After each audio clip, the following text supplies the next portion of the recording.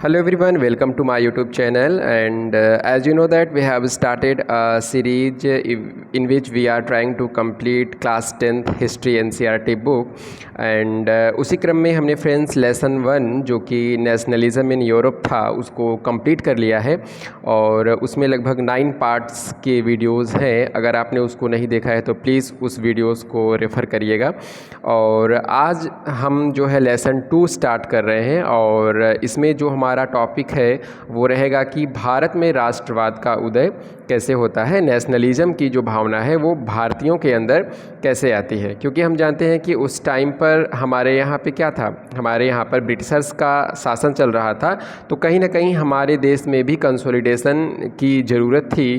तो वही इसमें बताया गया है कि कैसे हमारे देश में कंसोलिडेशन हुआ और नेशनलिज्म की भावना जो है वो भारत में कैसे आई। तो चलिए अपने लेसन को स्टार्ट करते हैं। एज यू हैव सीन, यानी जैसा कि आप सब देख चुके हैं, modern nationalism in Europe came to be associated with the formation of nation states. यानी जैसे जैसे राष्ट्र राज्य का निर्माण होता है यूरोप में, वो किसका रिज़ल्ट था? जब लोगों के अंदर राष्ट्रवाद की भावना का उदय हुआ, जब लोगों के अंदर नेशनलिज्म आया, राष्ट्रवाद की भावना का उदय हुआ, तो उन्हें लगा कि हमारा एक राष्ट्र राज्य होना चाहिए, हमारी एक टेरिटरी होनी चाहिए, जिसके फलस्वरूप आपने देखा जर्मनी, इटली और ब्रिटेन जैसे नेशन स्टेट्स का फॉर्मेशन होता है। इट ऑल्सो मीन्ड, राष्ट्रवाद का एक और मतलब था, क्या था? A change in people's understanding, यानी लोगों के अंदर समझ में भी परिवर्तन आया। कैसी समझ आई उनके अंदर? ऑफ हु दे वेयर, उन्होंने ये जानना चाहा कि आखिर में वो लोग हैं कौन, किस राष्ट्र से बिलोंग करते हैं। And what defined their identity, उनकी पहचान क्या है, उनकी पहचान कैसे निर्धारित होगी। एंड सेंस ऑफ बिलोंगिंग, यानी उन लोगों के अंदर यह भावना आई कि हम लोग एक दूसरे से जुड़े हुए हैं। ये सब राष्ट्रवाद की भावना के पश्चात हुआ। न्यू सिंबल्स एंड आइकन्स, नए नए प्रतीक बनाए गए, नए नए आइकन्स बनाए गए। New songs and ideas forced new links, यानी नए नए गीतों के माध्यम से, नए नए विचारों के माध्यम से लोगों को आपस में जोड़ा गया, नए नए संपर्क बनाए गए। And redefine the boundaries of communities, यानी समुदाय की जो सीमाएं हैं उसको रीडिफाइन किया गया, उसको फिर से बनाया गया। लोगों के अंदर यह भावना डाली गई कि आप लोग क्या हैं, आप लोगों की जो हिस्ट्री है वो कॉमन है, आपका कल्चर कॉमन है, आपको एक राष्ट्र राज्य बनाना चाहिए। ठीक है। In most countries the making of this new national identity was a long process. तो जब उनके अंदर राष्ट्र राज्य की बनाने की इच्छा जागृत हुई तो इतना आसान नहीं था उसको बनाना, वो एक लंबा प्रोसेस था। तो बहुत सारे देशों में क्या हुआ, एक लंबे प्रोसेस के बाद राष्ट्र राज्य का निर्माण होता है। ठीक है। फिर आगे क्या कह रहे हैं, how did this consciousness emerge in India. तो आखिर में ये जो राष्ट्रवाद की भावना है वो भारत के लोगों के अंदर कैसे आई, राष्ट्रवाद की जो चेतना है वो भारत के लोगों के अंदर कैसे आई, भारत के लोगों को कब और कैसे लगा कि उन्हें भी अब उपनिवेश साम्राज्यवादी जो सरकार है, ब्रिटिश की जो सरकार है, उससे उन्हें छुटकारा मिलना चाहिए, उन्हें भी एक राष्ट्र राज्य का निर्माण करना चाहिए, स्वराज का निर्माण करना चाहिए। तो ये भावना भारतीयों में कैसे आती है? In India and as in many other colonies, यानी भारत में तथा दूसरे उपनिवेशों में जहाँ पे अंग्रेज़ों का शासन चल रहा था। The growth of modern nationalism is intimately connected to the anti-colonial movement, यानी जब उनके अंदर यह भावना आई कि हमें हमारे यहाँ से उपनिवेशवाद को उखाड़ करके फेंक देना है, तब उनके अंदर जा कर के राष्ट्रवाद की भावना का उदय होता है।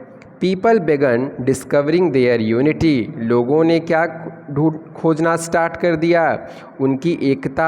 आखिर में हमारी एकता क्या है, हम लोग कैसे एक हैं। तो पीपल बेगन discovering there unity in the process of their struggle with colonialism, जब वे लोग उपनिवेशवाद के खिलाफ लड़ रहे थे उसी दौरान क्या होता है, उनकी एकता जो है वो डिस्कवर हो जाती है, उनको लगता है कि हम लोग एक हैं। The sense of being oppressed under colonialism, और जब उनके अंदर उपनिवेशवाद के तहत यह भावना आती है कि हम लोगों को क्या किया जा रहा है, ऑप्रेस किया जा रहा है, शोषण हो रहा है हम लोगों का। प्रोवाइडेड अ शेयर बॉन्ड, तो उनके अंदर क्या भावना आई कि अंग्रेज़ जो है ये हम लोगों का शोषण कर रहे हैं, तो हम सब लोग क्या हैं, एक हैं। That tied many different groups together, तो इससे क्या हुआ, भारत के जो विभिन्न समुदाय के लोग हैं, धर्म के लोग हैं, महिला पुरुष विभिन्न वर्गों के लोग, उन सब के अंदर क्या हुआ, एकता की भावना आती है। लेकिन but each class and group felt the effect of colonialism differently, लेकिन यहाँ पे एक पेंच क्या था कि भारत में जो विभिन्न वर्ग हैं उनके ऊपर उपनिवेशवाद का अलग अलग प्रभाव पड़ा। कुछ लोगों के लिए ब्रिटिशर्स कहने का मतलब यहाँ पर है कि अच्छे साबित हुए, जबकि ऐसा नहीं था। कुछ लोगों को लगा कि ब्रिटिशर्स उनके लिए अच्छे हैं, कुछ लोगों को लगा कि ब्रिटिशर्स उनके लिए ख़राब हैं। तो इस लाइन में ये बताया जा रहा है कि जो उपनिवेशवाद का प्रभाव था वे विभिन्न लोगों के ऊपर अलग अलग पड़ा। देयर एक्सपीरियंसेस वेयर वेरिड, यानी अंग्रेज़ों को लेकर के उनके अनुभव भी अलग अलग थे। And their notions of freedom were not always the same, तो स्वतंत्रता को लेकर के भी उनके जो विचार हैं वो क्या थे, अलग अलग थे।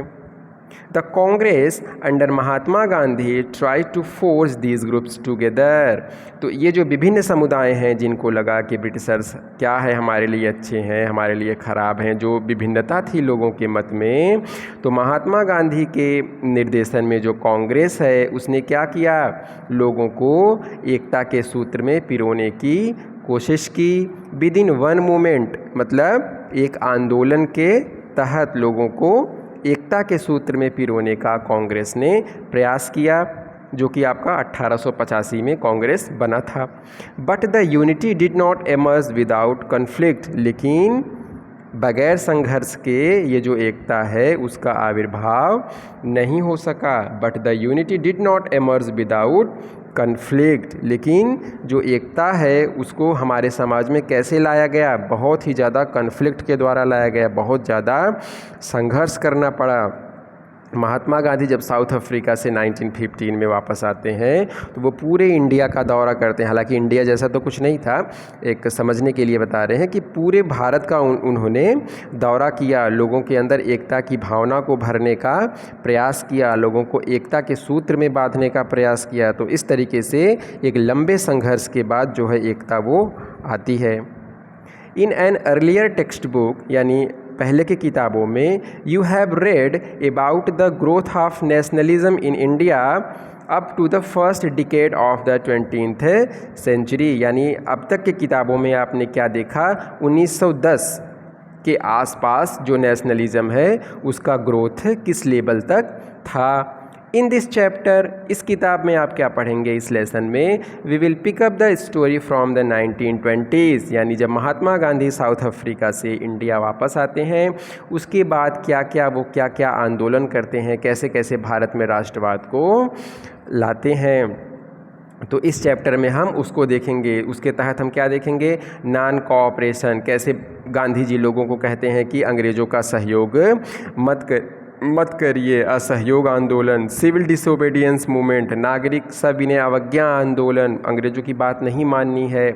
We will explore how the Congress sought to develop the national movement, यानी हम लोग ये देखने की कोशिश करेंगे कि कांग्रेस ने जो नेशनल मूवमेंट है, जो राष्ट्रीय आंदोलन है भारत में चलाया गया, उसने उसको कैसे चलाया, उसने क्या क्या संघर्ष किए कांग्रेस ने भारत में राष्ट्रीय आंदोलन को चलाने के लिए, and how different social groups participated in the movement. और इन सारे आंदोलनों में भारत जो है एक बहुत विविधता वाला देश था, तो भारत के विभिन्न वर्गों के लोगों ने इस आंदोलन में कैसे पार्टिसिपेट किया, क्या उनको आंदोलन में शामिल करना आसान था या मुश्किल था, and how nationalism captured the imagination of people, यानी राष्ट्रवाद जो है वो कैसे लोगों की भावनाओं को झकझोरता है, राष्ट्रवाद की भावना कैसे लोगों के अंदर आती है।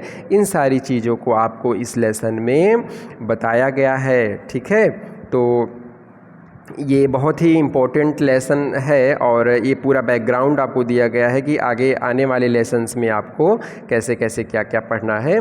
तो इसके आगे बहुत ही ज़्यादा इम्पोर्टेंट टॉपिक्स है, तो वो सारी चीज़ें हम फ्रेंड्स अगली वीडियो में कवर करेंगे। इस वीडियो में हम लोग इतना ही रखते हैं। आगे के वीडियोज़ में हम लोग देखेंगे कि नेशनलिज़म जो है वो इंडिया में कैसे आता है और हमारे यहाँ पे जो स्वतंत्रता है वो भारतीयों के द्वारा कैसे प्राप्त किया जाता है। ठीक है, तो पढ़ते रहिए। All the best. Thank you so much.